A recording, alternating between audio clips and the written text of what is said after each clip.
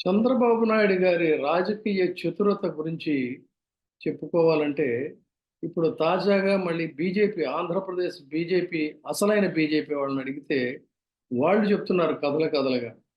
ఎందుకంటే, వారసలు చాలా ఆశ్చర్యకరమైనటువంటి ఒక పోలిక తీసుకొచ్చారు. అందుకని ఇప్పుడు మనం దాని గురించి డిస్కస్ చేయాలి.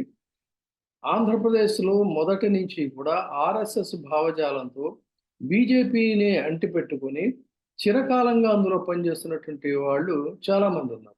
అయితే మ ఎప్పుడైతే తెలుగుదేశం పార్టీ నుంచి తెలుగుదేశం పార్టీకి మూల స్తంభాలుగా ఉన్నటువంటి సుజనా చౌదరి, సీఎం రమేషు వగైరా ఈళ్ళందరూ గూడా ఈ పార్టీలోకి వచ్చారో ఆంధ్రప్రదేశ్ బీజేపీని మేము సైతం అంటూ మెల్లగా ఎప్పుడైతే వచ్చారో, అక్కడి నుంచి మెల్లగా వాళ్ళ ప్రభావం మొదలైంది. పురంధేశ్వరి గారికి పార్టీ పగ్గాలు రాష్ట్ర అధ్యక్షురాలిగా అప్పజెప్పిన తర్వాత, దాదాపుగా పాపం వీళ్ళందరూ గూడా లోలోపల కుమిలిపోతూ, ఆ పార్టీ డిసిప్లిన్‌కి సంబంధించి పైకి ఏమీ మాట్లాడలేక, అదే కాంగ్రెస్ పార్టీలో అయితే ముఠాలు, మఠాలు అవి మామూలుగానే ఉండేవి. కానీ డిసిప్లిన్ అనేటువంటి ఒక క్రమశిక్షణగా మారిపోయారని చెప్పబడేటువంటి బీజేపీలో వీళ్ళు జరుగుతున్నటువంటి తంతు అంతా కూడా గమనిస్తున్నా కూడా, సరే అభ్యర్థులను ప్రకటించే సమయానికి డెఫినిట్‌గా మన పార్టీ మనల్ని విస్మరించదు అనేటువంటి ఒక బలమైనటువంటి, దృఢమైనటువంటి నమ్మకంతో అటు జీవీఎల్ నరసింహారావు కావచ్చు, సోము వీర్రాజు గారు కావచ్చు, సత్యకుమార్ కావచ్చు, ఇలా అనేక మంది వాళ్ళంతా కూడా పార్టీ అధిష్టానం మీద ఒక అచంచలమైనటువంటి ఒక విశ్వాసంతో వాళ్ళు ఉన్నారు. కానీ చాకచక్యంగా పావుల్ని కదపడంలో చంద్రబాబు నాయుడు గారికి మించినటువంటి వారెవరు లేరు. అదేమంటే వాళ్ళన్నదేమిటి? చంద్రబాబు నాయుడు గారే ఆయనంతట ఆయనే మా అధిష్టానం దగ్గరికి వచ్చారు. సాగిలపడ్డారు. కాబట్టి మా అధిష్టానం గూడా ఒప్పుకుంది. అందుకని ఇప్పుడు మేమేది చెప్తే అదే తప్ప, వాళ్ళు చెప్పేదంతా నడవదు అని చెప్పని వాళ్ళు చాలా సగర్వంగా అనుకున్నారు. కానీ రాజకీయాల్లో ఎప్పుడు ఎలా పావుల్ని కదపాలో తెలియడంలో అందివేసిన చేయనటువంటి చంద్రబాబు నాయుడు గారు చాలా నేర్పుగా తనదైనటువంటి పావుల్ని కదిపి మొత్తంగా వాళ్ళకి కావాల్సినటువంటి టిక్కెట్లన్నీ కూడా బీజేపీలో కూడా ఇదేమో ఆయనకేం కొత్తేం కాదు. గతంలో ఎన్‌డీఏలో ఉన్నప్పుడు కూడా బీజేపీలోకి తన మనుషుల్ని పంపించి వాళ్ళకి టిక్కెట్లు ఇప్పించుకొని వాళ్ళకే ముఖ్యమైనటువంటి మంత్రి పదవులు ఇచ్చిన సందర్భం కూడా ఉంది. చాలా మందికి తెలుసు ఆ సంగతి. సో, ఇప్పుడు కూడా మళ్ళీ ఆయన అదే ఫార్ములాని ఉపయోగించి వాళ్ళందరికీ కూడా టిక్కెట్లు ఇప్పించుకున్నారు. ఎంత బలమైన నమ్మకం లేకపోతే మరి క్రమశిక్షణ కలిగిన పార్టీ అని చెప్పేటువంటి బీజేపీలో టిక్కెట్లే అనౌన్స్ చేయకపోయినా కూడా సీఎం రమేష్ లాంటి వ్యక్తి విశాఖపట్నంలో మోడీ గారి యొక్క పర్యటన ఉన్న సందర్భంలో ఆ మీటింగ్ వస్తున్నటువంటి సందర్భంలో పెద్ద హోర్డింగ్స్ ఆయనవన్నీ కూడా అక్కడ వెలిసాయి. వెలిస్తే చాలామంది ఇదేంటి టికెట్ అనౌన్స్ చేయకుండానే ఈయన అలా ఎలా చేస్తాడు అది ఇది అనుకున్నాడు. బట్ డోంట్ కేర్ అన్నట్టుగానే ఉన్నాడు. అనుకున్నట్టుగానే ఇవాళ అనకాపల్లికి ఆయన అభ్యర్థిత్వం అనేటువంటిది ఖరారయింది. అంటే ఎంత మరి తెగింపు అనేది లేకపోతే వాళ్ళు చేస్తారు. దీనికి మొత్తం కారణం ఏంటంటే ఆర్థిక బలం. ఆర్థిక బలం కాబట్టే కాంగ్రెస్ పార్టీకి ఆయన రూ. 30,00,00,000 రూ. 33,00,00,000 ఇచ్చారు అని చెప్పని చెప్తున్నా కూడా ఆయనకి మరి అభ్యర్థిత్వాన్ని ఖరారు చేశారంటే మనీ మేక్స్ మెనీ థింగ్స్ అనేటువంటి ఒక సామెత ఎప్పటికప్పుడే అది రిపీట్ అవుతూనే ఉంటుంది. నిజం అవుతూనే ఉంటుంది అనేక సందర్భాల్లో. ఇప్పుడు కూడా అదే జరిగింది.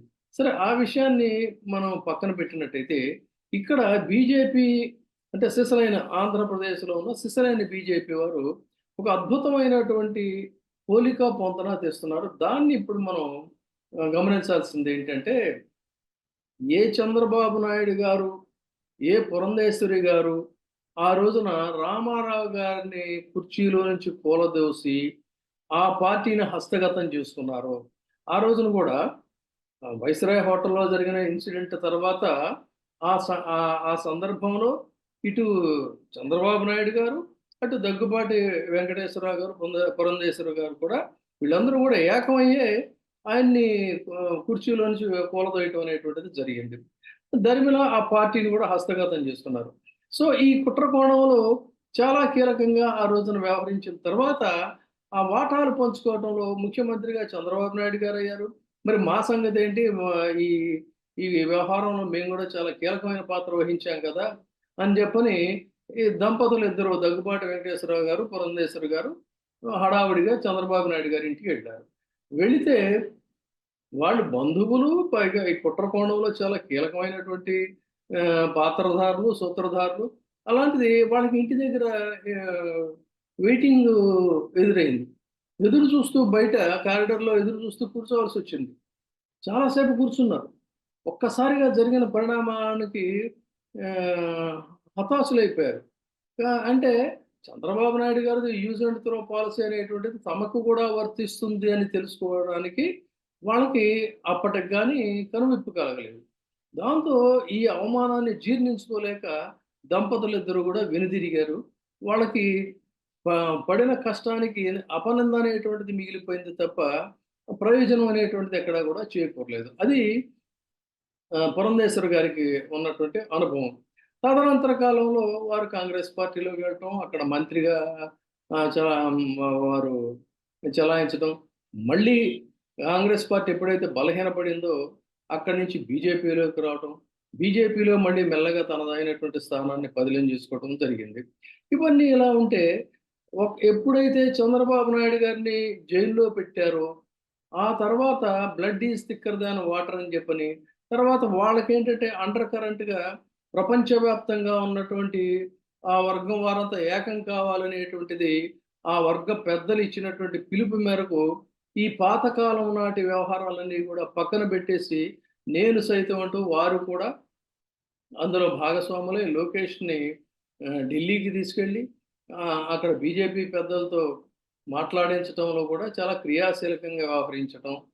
తర్వాత తెలుగుదేశం పార్టీ స్క్రిప్ట్ ఏదైతే ఉందో, ఆ స్క్రిప్ట్‌నే మళ్ళీ ఆమె కూడా ఆహ్, స ఇది ఈ లిక్కర్‌కి సంబంధించి ఈ బ్రాండ్స్ వాడుతున్నారు, ఆ బ్రాండ్స్ వాడుతున్నారు. ఆ బ్రాండ్‌ల పేర్లేంటో కూడా చదివినా కూడా గుర్తుండదు నాబోటోళ్ళకైతే గానీ, ఆ బ్రాండ్‌లన్నీ కూడా చాలా డీటెయిల్డ్‌గా వారు వివరిస్తూ, మొత్తం మీద తెలుగుదేశం పార్టీతో ఏదైనా సరే ఈసారి పొత్తుకి వెళ్ళాల్సిందే, కలిసి పని జేయాల్సిందే, కలిసి అధికారాన్ని పంచుకోవాల్సిందనేటువంటి ఒక దృఢ సంకల్పంతో వారు గూడా పావులు కదుపుతూ వచ్చారు.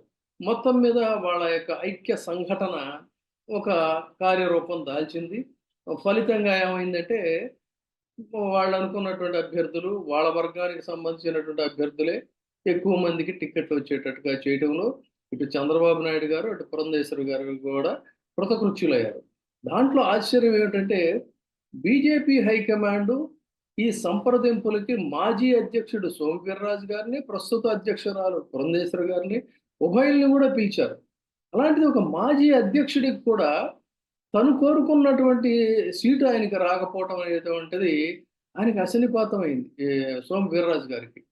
చాలా స్టాంచ్ లాయల్‌గా ఉండేటువంటి బీజేపీకి ఆయన అంకిత భావంతో ఎన్నో సంవత్సరాలుగా ఆయన పనిచేస్తున్నటువంటి వ్యక్తి. అయితే ఇక్కడే దాంతో అటు జీవీఎల్ నరసింహారావు కావచ్చు, లేదు సత్యకుమార్ కావచ్చు, విష్ణువర్ధన్ రెడ్డి కావచ్చు, సోము వీర్రాజు గారు కావచ్చు, ఇంకా ఇంకా చిన్న విజయవాడ లాంటి ప్రాంతాల్లో అక్కడ ఇక్కడ అటు కాళహస్తిలో గాని, ఇంకా చాలా చోట్ల పాపం బీజేపీని నమ్ముకొని ఆశించినటువంటి వాళ్ళు చాలా మందున్నారు. వాళ్ళెవరికీ గూడా ఎక్కడ టికెట్‌లొచ్చినటువంటి అటు విశాఖపట్నంలో గాని, వీళ్ళందరికీ గూడా మొత్తం మీద మొండి చేయి చూపించారు. చూపించిన తర్వాత ఇక్కడే అటు ఈ నిరాశకు గురైనటువంటి వారి నుంచి వినవస్తున్నటువంటి ఒక మంచి డైలాగ్ ఏంటంటే, ఆ రోజున రామారావు గారి పార్టీని హస్తగతం జేసుకోవటంలో ఇటు మరిది గారు, వదిన గారు వీళ్ళంతా కూడా చాలా క్రియాశీలకంగా వ్యవహరించి విజయం సాధించారు.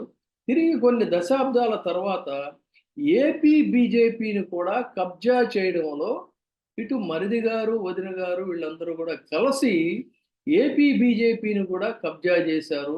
మాబోటి వాళ్ళని ఇలా మిగిల్చేసేసి ఇక్కడ గూడా వాళ్ళదే పెత్తనం అయిపోయిందని ఏపీ బీజేపీ వారు వాపోతున్నటువంటి దీంట్లో ఆ రోజున జరిగిన రామారావు గారిని చేయటంలో కలిసి ఏ విధంగా అయితే వ్యవహరించారో, ఇక్కడ ఏపీ బీజేపీలో గూడా తమ పెత్తనాన్ని తమదే పైచేయి అనుకోవడంలో గూడా వీళ్ళు కలిసి పనిచేశారు అనేటువంటిది ఏపీ బీజేపీ వారు చెప్తున్నమాట. నిజమే గదా! మరి ఒకసారి ఆలోచించినట్టయితే ఆహ్, ఎప్పుడైతే చంద్రబాబు నాయుడు గారు నరేంద్ర మోడీ గారిని తిట్టడం, తిట్టిన తర్వాత తను అనుకున్నది సాధించలేక తిరిగి నరేంద్ర మోడీ గారు అక్కడ అధికారంలోకి రావటం. ఇక్కడ ఈయనేమో మరీ దారుణంగా ఘోరాతి ఘోరంగా 23 సీట్లకే పార్టీ పరిమితం అయిపోయేటువంటి ఫలితాలు రావటం. దాంతో భయపడిపోయి చాలామంది గుర్తుందో లేదో అంతకు ముందే నరేంద్ర మోడీ గారి మీద యుద్ధం ప్రకటించినప్పుడే తనని అరెస్ట్ చేయొచ్చు. కాబట్టి నన్ను కాపాడుకోవాల్సింది మీరే అనేటువంటి ప్రకటన కూడా ఆయన చేశాడు. ఆ భయంతో ఏం చేశాడంటే చాలా సార్లు చెప్పాను నేను ఈ విషయం. తెలుగుదేశం పార్టీకి మూల స్తంభాలైనటువంటి సుజనా చౌదరి, సీఎం రమేష్ లాంటి వాళ్ళందరినీ కూడా అర్జెంట్‌గా ముందు మీరు బీజేపీలో చేరిపోయినట్లయితే మీ ఆర్థిక పరమైనటువంటి ఎందుకంటే ఆయన మీద ఐటీ రైడ్స్ జరిగినాయి. ఈయనేమో బ్యాంక్ వ్యవహారాలు ఈయనకున్నాయి. కాబట్టి మిమ్మల్ని మీరు కాపాడుకోవాలి. మీరు నన్ను కాపాడాలి. ఏదో విధంగా వాళ్ళని ప్రసన్నం చేసుకొని అనేటువంటి ఒక అసైన్‌మెంట్ అప్పచెప్పి తెలుగుదేశం పార్లమెంటరీ పార్టీనే బీజేపీలో విలీనం చేయటం. తదాదిగా చంద్రబాబు నాయుడు గారిని ఏదో ఒక విధంగా బీజేపీకి దగ్గర చేయటంలో ప్రయత్నం చేయటం. ఆ ప్రయత్నాల్లో భాగంగా ఆ పరంపరలోనే బీజేపీకి ఆంధ్రప్రదేశ్‌కి అధ్యక్షురాలిగా పురంధేశ్వరి గారిని తీసుకురావడం. ఆ తర్వాత వాళ్ళందరూ కూడా ఐక్యంగా పావులు కదపడం. అలా చేసుకుంటూ వచ్చినటువంటి క్రమంలో ఇవాళ జరిగింది ఏంటంటే, సిసలైన బీజేపీ వారికి తీవ్రమైనటువంటి అన్యాయం జరిగింది. మరొక్కసారి ఎన్టీ రామారావు గారి యొక్క పార్టీని ఏ విధంగా అయితే కబ్జా చేశారో, ఆ విధంగా బీజేపీ ఆంధ్రప్రదేశ్ రాష్ట్ర విభాగం గూడా ఈ రోజున కబ్జాకి గురైందనేటువంటిది ఆ బీజేపీలో ఉన్నటువంటి సిసలైన వారు మాట్లాడుతున్నటువంటి మాట.